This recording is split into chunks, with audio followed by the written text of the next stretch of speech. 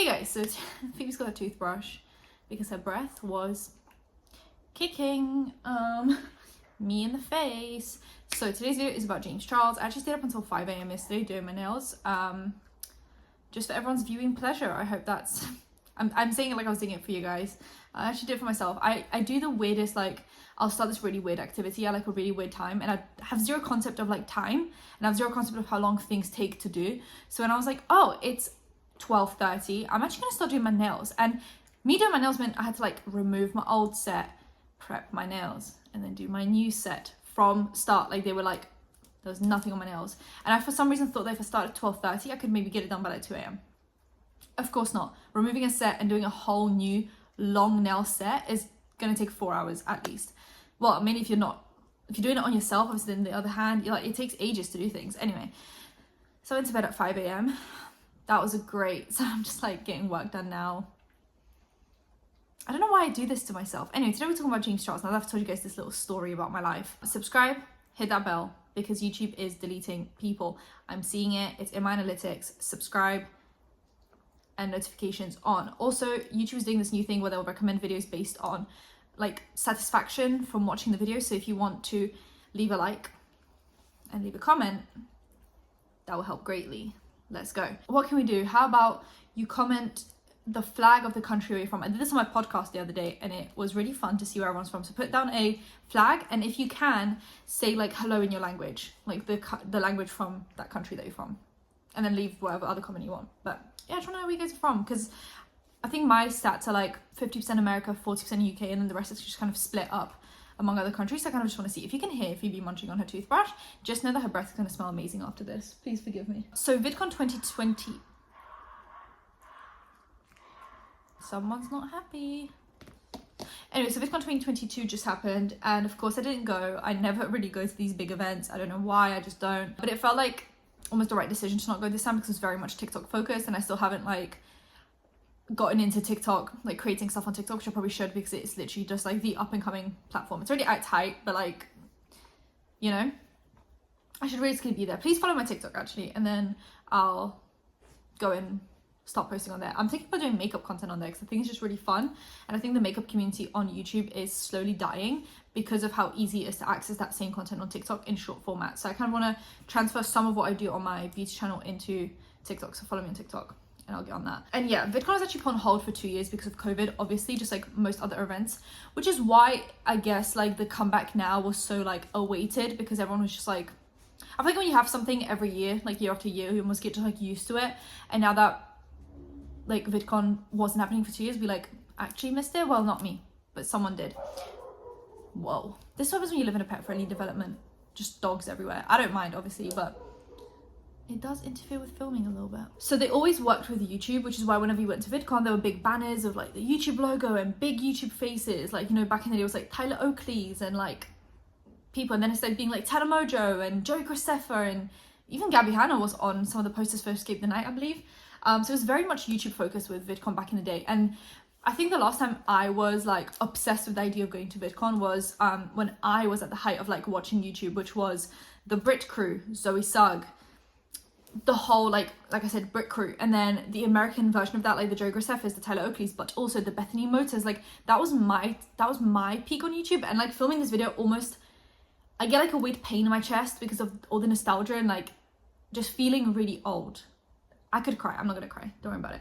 I'm okay. I'm gonna work through this in therapy. Another thing was obviously Squishmallows became really, really big over the pandemic, mainly with Charlie D'Amelio like saying that she's obsessed with them and then selling them out and then yada yada yada. So they had this huge human claw machine where they'll put you up in like a zip wire, and like you get to pick up. That looked really fun. Actually, I would do that. And Charlie also was recently passed by Kaby Lame. They're both on like around 140 million followers now. So she's number 2 now, he's number 1. And people are like harassing her to address this as if it's like a scandal, as if she said something really problematic. No, she just was passed in followers, which is what happens on social media all the time. I don't know why it became so toxic, and like it was just weird. So she actually addressed it on a panel that she was on, and she was just like, me and Kaby are like friends.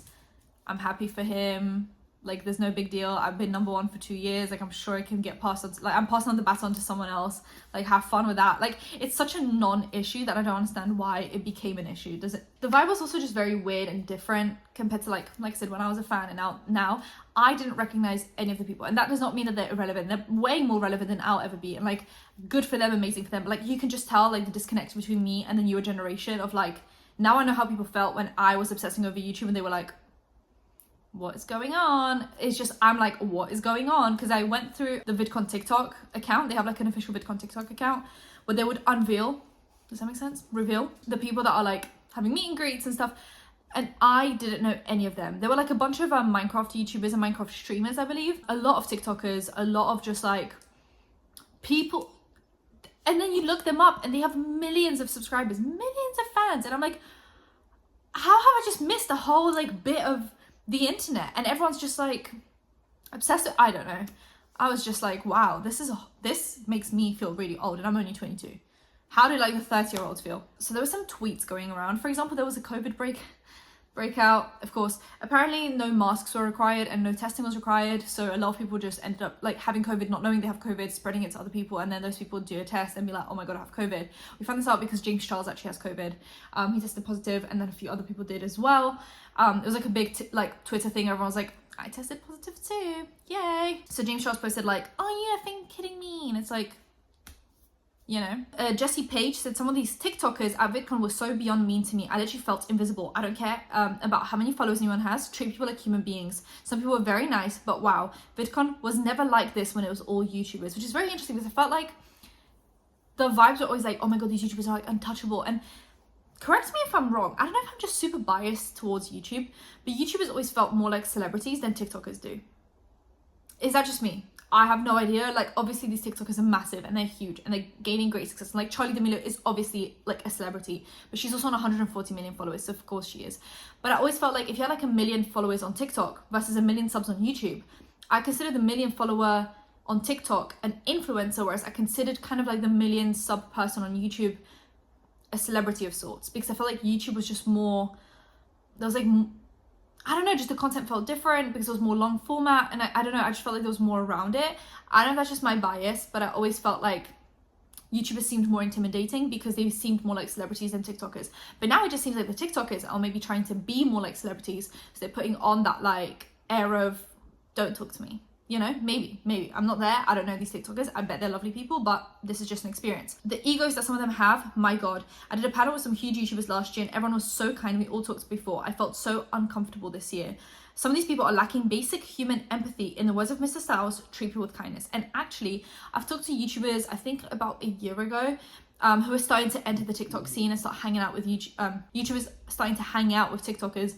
And they did say that a lot of the TikTokers have a huge ego on them for some reason. I think it's just because growing on YouTube is a much slower process. Like, you'll have the 1 or 2 outliers that grow very quickly, but YouTube is a very organic, slow building with the algorithm, whereas TikTok is like, you'll have one big TikTok, it hits the algorithm just right, you have 5 million views on it, you gain 1 million followers, and it's a very quick process. Maybe just that quickness of it almost makes them feel like they're bigger than they are.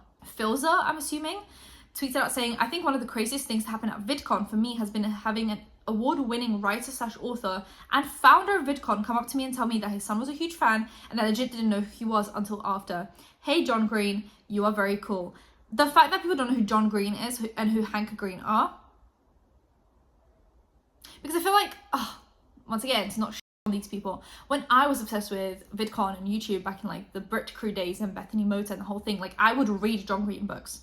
Like I was reading The Fault in Our Stars. I was reading Looking for Alaska. Like I was in there. Like I was in it. I was in the whole scene. So like of course I knew who John Green was, and of course I knew who Hank Green was. Like just about these kids are going to VidCon and they don't know that like John Green is the one that founded it. And it was amazing because obviously he was a YouTuber and he was an author, and like sorry Phoebes, I like pulled on your skin. Like just to find out they don't know these things is mind blowing. Like just VidCon coming back now, like after the pandemic, and I feel like if it was a slow progressive change, like if the pandemic hadn't happened but TikTok still kept on blowing up and like VidCon was happening year by year and like slowly we were inching towards TikTok and yada yada yada, I think the vibes would have been so different. But because we had this 2-year long break and TikTok just became this like huge thing, we're seeing this like drastic, like, oh, who are these new people? Oh my god, it's just such a weird, like, I'm getting such weird vibes talking about it. Anyway, then actually Josh Boblacks on Twitter, he essentially does like commentary style videos, but he'll just take a bunch of tweets and put them into a video just so you don't have to look through the tweets and if any get deleted.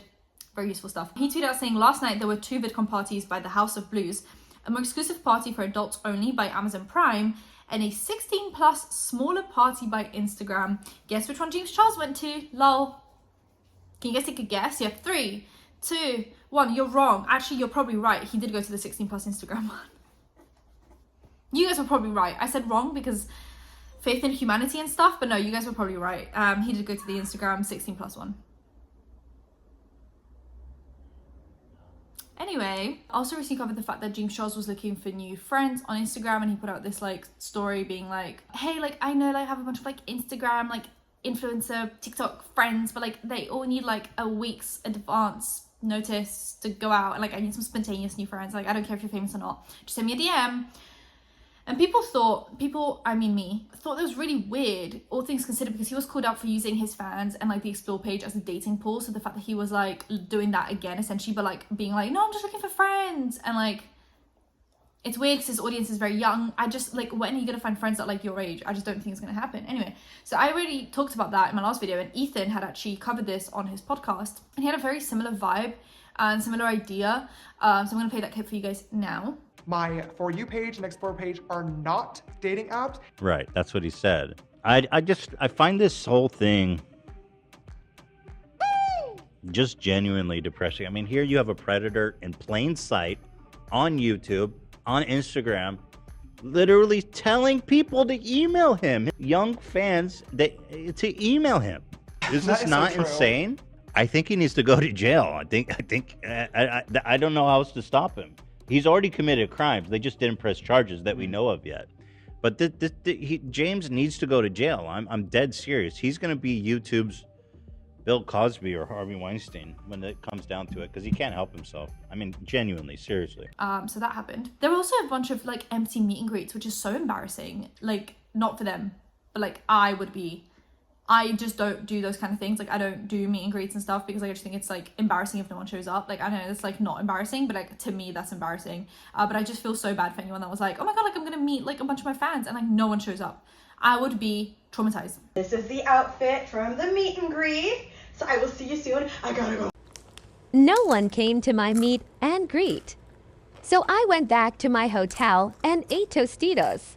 And yeah, these people have like 1 million followers on Instagram, TikTok. And it just further proves my point that I said. It's like if you had like 1 million subs on YouTube, that 1 million subs is more valuable than the 1 million on TikTok because of how difficult it is to get that 1 million on YouTube versus how easy it is to get that same million on TikTok. Does that make sense? Like I feel like you're more likely to have a TikTok blow up and get you 1 million followers, and then after that all your TikToks are on like 20k, versus on YouTube, if you do reach that 1 million milestone, it will take a lot for you to almost drop from that and not reap the benefits of the 1 million subscribers. I don't know if I'm making any sense. So there were so many like empty meet and greets of people with like 500,000 followers on TikTok, 1 million followers on TikTok, just not getting the recognition. Now, like I said, my theory is that it's so easy now to blow up on TikTok that even if you have 1 million followers, you're not recognizable and you don't have a loyal audience that will do anything for you the way it was on YouTube. And still kind of is. I feel like if you still have like 1 million subs on YouTube, you're still like a big deal. It's less time consuming than YouTube, and the audience seems more fickle unless you are like the likes of Charlie, which is like the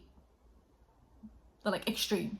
But I feel like the audience is more fickle because you could just be scrolling on TikTok and you see something interesting, you follow them, but like you never go back to their content. But like to actively subscribe on YouTube, that will appear in your sub box. I feel like just the way the algorithm on YouTube is versus TikTok. TikTok favors like the explore page versus YouTube favors like the sub box. Like you go on YouTube, you go on your sub box, you see what videos are there, you watch, you might go on your homepage, but not really. Whereas on TikTok, you never go on like your followers tab. You always go on the For You page, which means that you don't always see the content from people that you have followed, which means you might just forget that you follow them. I don't remember any of the people that I follow on TikTok, versus I could name you so many accounts that I follow on YouTube because I'm interested in their content and I watch 90% of the videos they put out. Now, is the influencer bubble done? So recently, actually, Emma Chamberlain talked about this on her podcast, and she got quite a lot of shit for it because it sounded like because she was done with posting on YouTube, she thinks the influencer bubble is like done. But I think it's done for now as well. I don't think it's like a permanent done. I think it's just like a temporary done that's going to last a few years. But we had like all the it girls, we had the Doties, we had the Emma Chamberlains, we had like Best Dressed, and then we had like a bunch of big accounts, like we had the Gabby Hannas that now fell off, and we had the Logan Pauls who don't really post on their like main channels anymore, and like the Jake Pauls who are now boxers, and people that are still kind of sticking around are like Danny Gonzalez and Drew Gooden, but they're all like in the commentary sphere. They're not trying to be celebrities, they're more trying to be YouTubers and content creators. We're not having people that are like famous. Like I felt like back in the day we had like Zoella, she was famous. We had Bethany Mota, she was famous. She was on Strictly Come Dancing. I'm getting so excited over this topic, as you can tell. I feel like we don't have that same boom right now. And controversial opinion, I do think TikTok is going to come to an end, just the same way Vine did. We never thought that Vine would end because it was so massive and it was taking attention away from everything else. I feel like TikTok is the new Vine, and it is like a boom now. Like it is doing crazy numbers and it's amazing, whatever. But I feel like at some point people are going to be like, oh, we kind of missed the long form content again. Like this is clickbaity and this is cringy, just like we did with Instagram. Like when the Explore page happened and people were doing weird hacks with makeup, we were all into it for a bit, and then we were like, actually, who's going to give me just like a solid review? Who's going to tell me like, is this foundation going to last, versus like use a fork to contour? And I feel like TikTok is in that phase right now, like weird like contour hacks and like weird 5-minute crafts.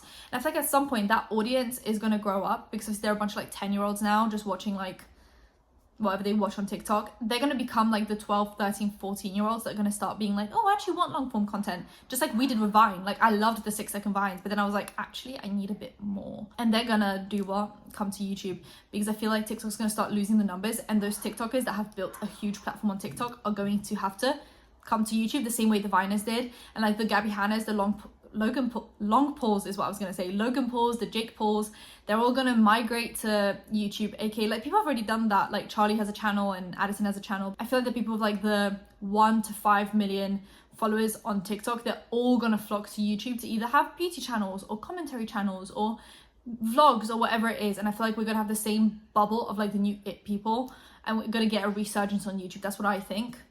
But who am I?